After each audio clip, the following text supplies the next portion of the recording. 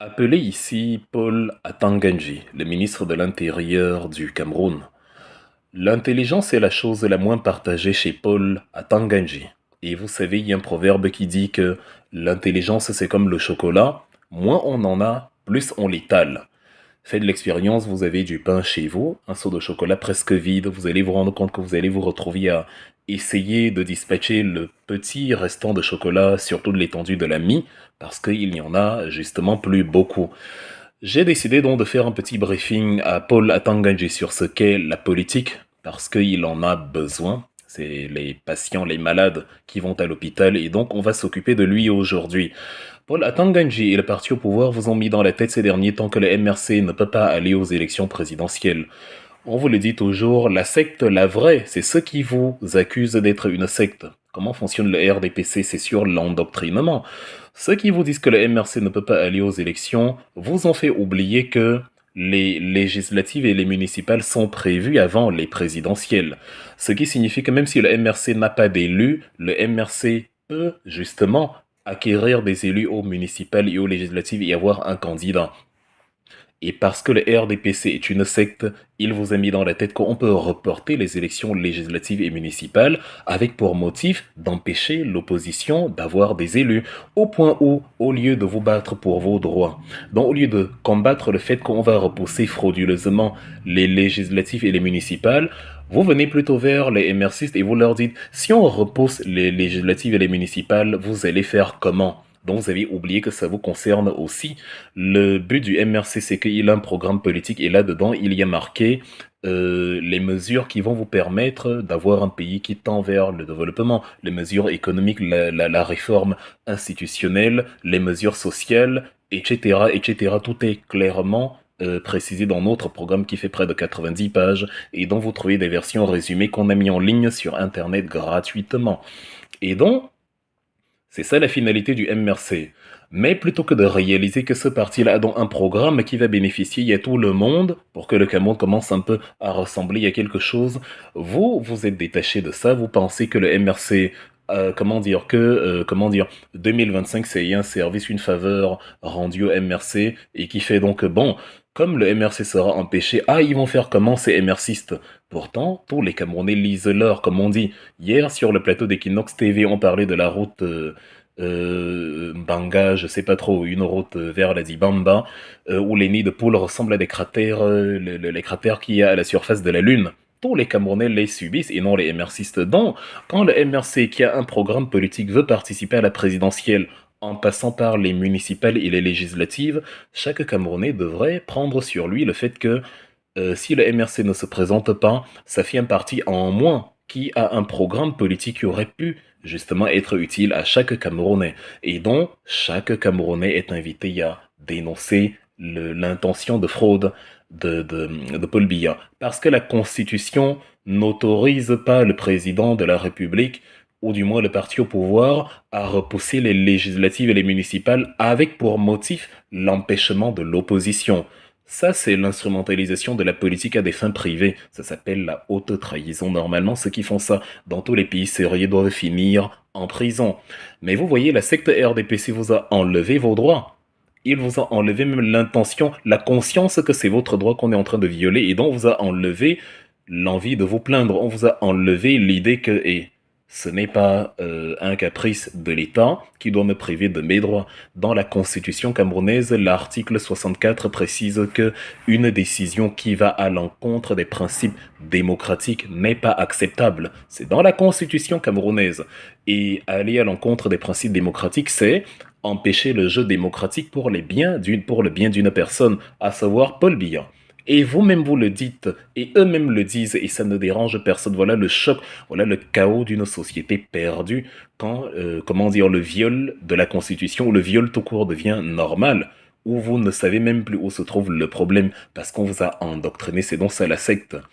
Et vous imaginez donc que le MRC n'ira pas aux municipales et aux législatives parce que on va repousser les élections, parce que on veut museler l'opposition. Donc c'est ça le motif avoué. Ce n'est même plus couvert, c'est le motif avoué pour empêcher le MRC.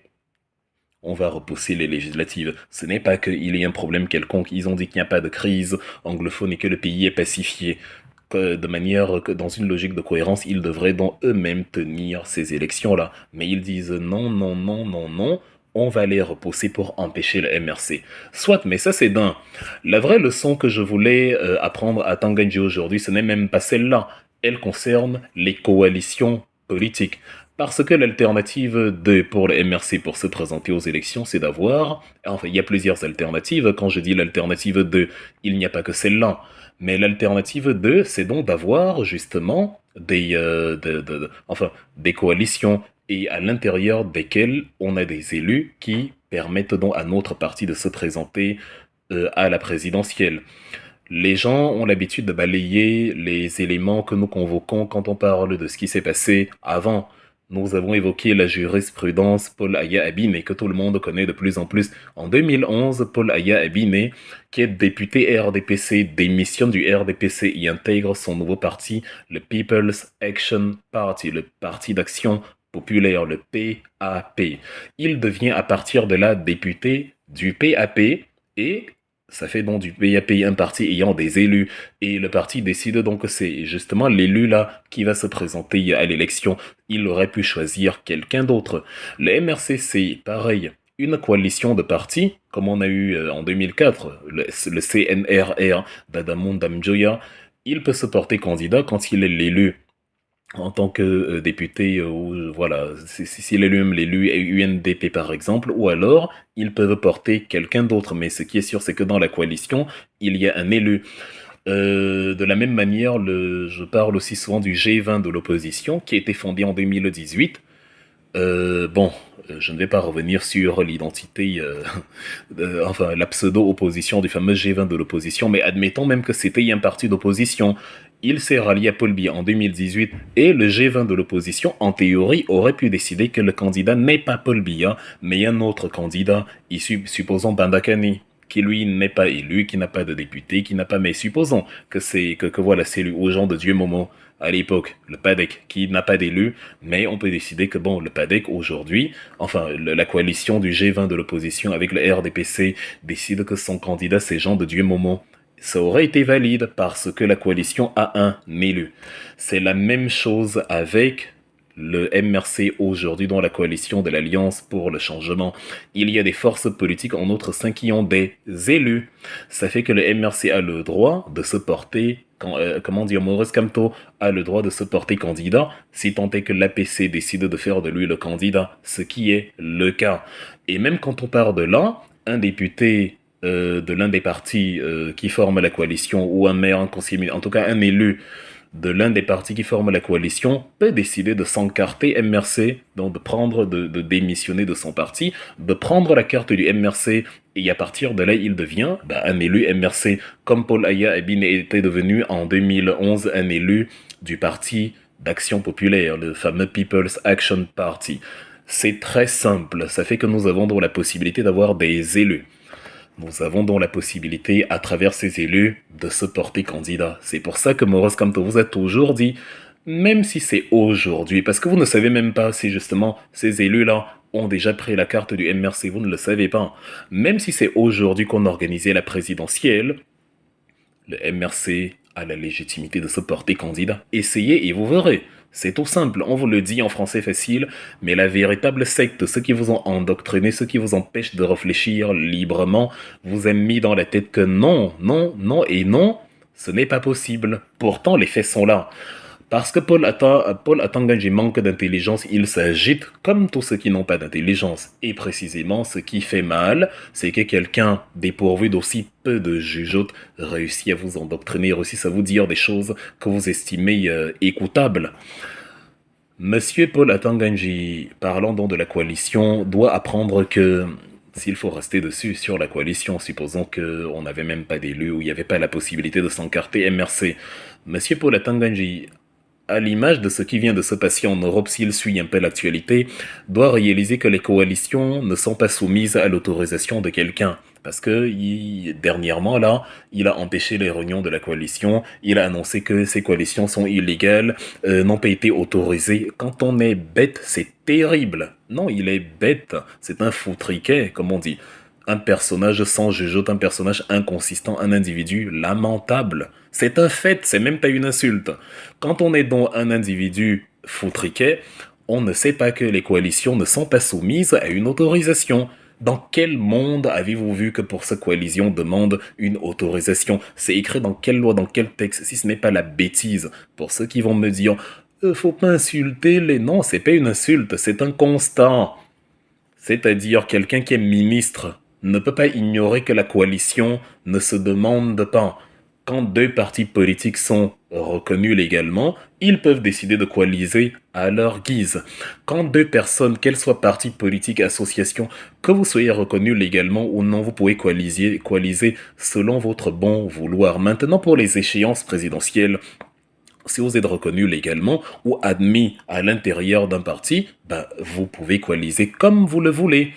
C'est donc ce qu'on a vu déjà dans ce même Cameroun avec le CNRR, avec comment dire, le G20 de l'opposition et avec même la coalition MRC de 2018 avec Akeri Mona et consorts. À ce moment-là, Atanganji ne demandait pas une autorisation parce qu'il savait que les résultats étaient déjà fabriqués à l'avance et qu'ils avaient déjà déclaré Paul Biya vainqueur. Mais maintenant qu'il sait que c'est compliqué et que nous exhortons les gens à s'inscrire sur les listes électorales, et c'est ce que nous faisons tout le temps. D'ailleurs, même le titre de mon livre, Tu dois t'impliquer, invite à l'implication, à l'engagement politique. Nous le faisons assez régulièrement, nous le faisons sans arrêt, dont nous exhortons à s'engager.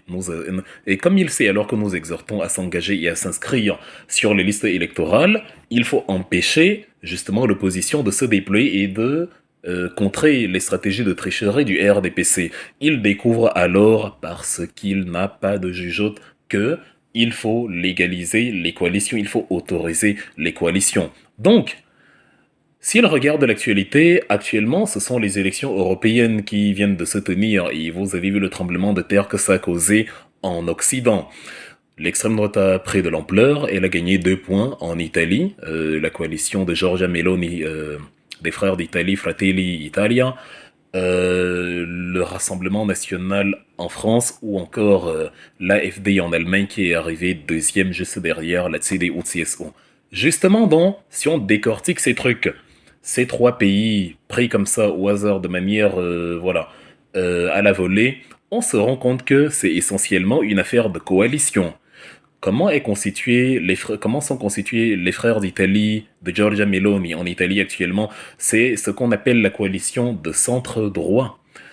Elle regroupe 3 principales forces. La Lega Nord, dont la Ligue du Nord de Matteo Salvini, Forza Italia, le parti fondé en 94 par le Cavaliere Silvio Berlusconi, et justement Fratelli d'Italia, les frères d'Italie de Giorgia Meloni. La coalition de centre droit, c'est elle qui dirige actuellement en Italie. Vous avez en France, depuis la dissolution d'Emmanuel Macron, depuis qu'Emmanuel Macron a annoncé qu'il allait dissoudre l'Assemblée nationale, vous avez actuellement des pourparlers. Hier, on a eu l'actualité où Monsieur Éric Ciotti, le patron des Républicains, s'est retrouvé dans des difficultés parce qu'à l'intérieur de son parti, les membres de sa formation politique n'étaient pas d'accord avec la coalition avec le Rassemblement national. Ils estimaient que non, le parti des Républicains ne peut pas s'allier au Rassemblement national. Vous avez actuellement des réflexions de coalition entre la gauche de Jean-Luc Mélenchon, Monsieur Glucksmann, vous avez des réflexions de part et d'autre de partis qui décident, selon leur désir, de s'allier ou non à telle ou telle formation politique. À quel moment Paul Atanganji a vu que on a demandé à Emmanuel Macron s'il était d'accord avec ces coalitions-là? À quel moment il a vu que Marion Maréchal Le Pen, qui a décidé depuis hier de ne plus de ne plus s'allier à Reconquête et qui veut s'allier maintenant à Marine Le Pen, sa tante du Rassemblement national, est-ce qu'il a entendu qu'elle a demandé une autorisation quelconque à Emmanuel Macron pour qu'il accepte si la coalition-là est valable ou non? Il a vu ça où? Il a entendu ça où? En Allemagne, vous avez à côté de l'AfD, ceux qui sont sortis premiers, c'est la coalition qui avait dirigé au pouvoir jusqu'aux élections fédérales de 2021, la CDU-CSU. Le parti d'Angela Merkel avec l'Union chrétienne-démocrate, la fameuse CSU qui est basée en Bavière, la Christliche Soziale Union. Et donc, la Christlich-Demokratische Union, la CDU, qui est basée dans le reste du pays. C'est une coalition et elle existe depuis les années 50. Après l'élection du premier chancelier Konrad Adenauer, dont vous retrouvez le nom partout en Allemagne, la coalition a été fondée justement dans ces circonstances-là, depuis 1949, avant même la formation de la DDR. Bref, on ne va pas vous refaire l'histoire de l'Allemagne ici. Cette coalition existe toujours aujourd'hui. Et actuellement, la coalition au pouvoir est fondée par des partis aussi qui ont décidé de s'allier. Le SPD de M. Olaf Scholz, le chancelier, le FDP, le parti libéral, et Bündnis 90 Die Grünen, c'est-à-dire l'alliance de 90, les Verts. Déjà, dans le parti des Verts, vous voyez que c'est déjà une alliance. Et justement, l'alliance des Verts a encore décidé de faire une alliance avec le FDP et avec le parti au pouvoir. Ça donne donc une coalition, une sorte, ils appellent ça en Allemagne la Ampelkoalition, la coalition du feu tricolore, parce que les partis en Allemagne sont représentés par des couleurs. Le rouge pour le SPD, le vert pour les Verts et le jaune pour le FDP, donc la coalition vert ou jaune. Parfois même, vous avez ce qu'on appelle la Jamaica Coalition, c'est-à-dire le parti de couleur noire, le parti qui était au pouvoir, donc le parti de couleur verte, les verts, et le parti du FDP, justement, le jaune. Quand c'est pas le rouge, ça donne ça, la coalition de la Jamaïque, parce que c'est le drapeau jamaïcain, le noir, jaune, vert. Est-ce que ces coalitions-là ont demandé l'aval, qu'elles soient de l'opposition, est-ce qu'elles ont demandé l'aval d'un sous-préfet pour se former? Non. La coalition est d'essence informelle. C'est l'idée même d'une coalition. Elle se fait de manière ponctuelle pour un but précis. Voilà comment fonctionne la politique. Et actuellement, le parti qui est arrivé troisième, le parti qui, en tout cas, qui est arrivé, je ne sais pas s'ils sont troisième, mais en tout cas, ils ont obtenu 6%. Ils sont partis de zéro puisqu'ils ont été créés à la fin de l'année 2023. Le parti de Madame Sarah Wagenknecht, en abrégé SW. En allemand, ça se prononce SV, parce que le W en allemand, c'est le V. Ils se font appeler le BSW, en allemand BSW, qui signifie Bündnis Sarah Wagenknecht, c'est-à-dire l'Alliance Sarah Wagenknecht. C'est une coalition de personnes issues du parti de gauche, de l'effritement du parti de gauche, des affinités diverses, des gens qui sont venus d'à peu près partout et qui ont décidé de faire une alliance, au départ une association, ensuite une alliance, une sorte de coalition d'individus qui aujourd'hui a raflé 6% aux législatives. Allez demander à Sarah Wagenknecht. Son parti est basé à Karlsruhe, à la frontière franco-allemande. Allez là-bas à Karlsruhe et posez-lui la question à quel moment elle a demandé une autorisation de coalition. C'est-à-dire à quel moment elle a demandé, c'est-à-dire quand elle a créé son parti, à quel moment, si elle a décidé de faire des affinités avec des individus ou d'autres petites formations politiques, allez lui poser la question si, au moment de la coalition, il a aussi fallu demander une autorisation. La bêtise de Paul Atangani ne doit donc pas vous faire perdre de vue ce qu'est la politique réelle. Le MRC, je le redis encore, remplit toutes les conditions pour se porter candidat. N'utilisez pas des prétextes absurdes pour ne pas vous inscrire sur les listes électorales. Il faut vous inscrire sur les listes électorales et être prêt à voter pour la formation politique la plus crédible à vos yeux. La stupidité des acteurs du parti au pouvoir a pour seule vocation de les maintenir là pour qu'ils continuent de boire le Petrus et le Dom Pérignon, pendant que nous, on réfléchit au projet réel des Camerounais. Et vous voyez que plutôt que d'élaborer un programme politique, leur programme politique consiste à réfléchir comment empêcher l'opposition d'arriver au pouvoir. Je veux bien, mais il faut que ce soit basé sur la loi. Or là, ce n'est pas la loi qu'ils font, c'est de la prestidigitation, c'est de la sorcellerie. Nous n'avons pas de programme, dont nous ne perdons pas notre temps à convaincre les Camerounais que notre programme est meilleur que celui de l'opposition. Comme la loi le veut, non, nous torpillons la loi selon nos fantasmes pour empêcher l'opposition de se présenter. Inscrivez-vous sur les listes électorales, que ce soit en diaspora, que ce soit au Cameroun, et battez-vous pour vos droits. Actuellement, en diaspora, je crois qu'il faut que des marches soient même organisées. Il y a encore du temps pour cela, même d'ici la fin du mois de juillet en diaspora. il faut que Elecam ouvre partout, parce que c'est l'un des stratagèmes, c'est un autre stratagème. Il faut que Elecam ouvre partout, parce que c'est votre droit, parce que c'est marqué dans la Constitution, et parce qu'ils sont encore à ce niveau-là en train de violer la Constitution. Il faut que Elecam ouvre partout et vous permette justement d'aller vous inscrire, et que ce soit rapide. Déjà, ils ont un retard de près de 6 mois. Si en janvier qu'on doit ouvrir, ils n'ouvrent pas, donc tout est mis en œuvre pour vous distraire, pour vous empêcher d'aller vous inscrire, pour vous raconter des contre-vérités comme quoi non, oh, ils ne peuvent pas avoir un candidat et vous acceptez, vous domestiquez l'idée. C'est comme ça qu'elle germe dans votre tête et elle devient normale, comme un père qui viole ses filles. Il se met à la menacer, il dit si tu sors je vais, et elle se met à trembler comme si c'était normal ce qu'il était en train de lui faire alors que c'est son droit à elle de le dénoncer. Donc, inscrivez-vous sur les listes électorales. Faites-le. C'est ça la politique, la vraie. N'écoutez pas les faux triquets, les gougnafiers. N'écoutez pas Paul Atanganji. Il est bête. C'est un ministre bête. C'est Paul Atanga bête. Donc, écoutez la rationalité, votre propre cerveau. Vous êtes des adultes. Comment dire, ne vous accrochez pas aux affirmations de quelqu'un qui a moins de neurones qu'un enfant de 6 jours. Il est bête. Il ne sait pas que la coalition ne demande pas une légalisation quelconque. La coalition est informelle. Écrivez ça quelque part, afin de ne plus jamais oublier. Donc, je vous invite donc une dernière fois à vous inscrire sur les listes électorales.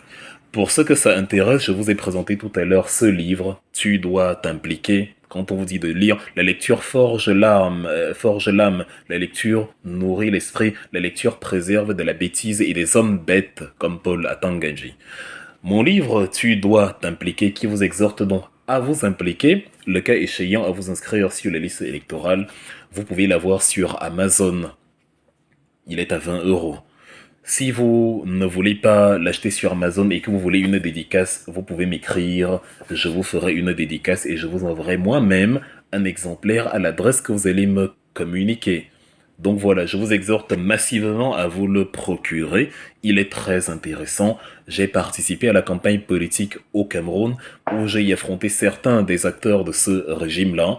Paul Atanganji était déjà ministre de l'Intérieur, il était déjà aussi stupide, mais il bougeait moins parce que les résultats étaient déjà fabriqués. J'ai consigné cette expérience dans ce livre dont vivement je vous recommande de l'acheter. Il ne coûte pas plus cher qu'une bouteille de champagne ou de Petros, ou que le budget que vous dépensiez en une soirée dans une boîte de la place. Donc voilà, et au moins il est éternel. Vous pouvez le transmettre à vos enfants. Tu dois t'impliquer, Wilfried et Kanga, le récit d'une folle campagne, disponible sur Amazon ou disponible via messagerie personnelle sur Facebook notamment.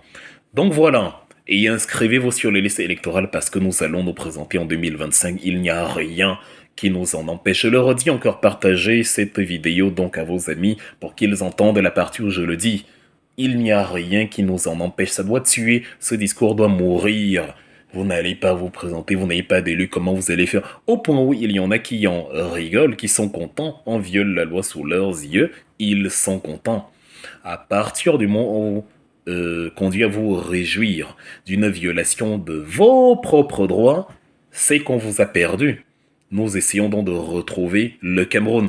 J'espère que Paul Atanganji a bien suivi la petite leçon politique et qu'il a demandé à sa petite nièce de 3 ans d'écrire pour lui parce qu'il ne peut pas écrire. C'est un foutriquet, les foutriquets ne savent pas écrire. Et j'espère qu'il lira autant de fois qu'il le faut pour que ça rentre dans les 2 neurones dont il dispose encore à l'heure actuelle. La coalition est informelle. La coalition est informelle. La coalition est informelle.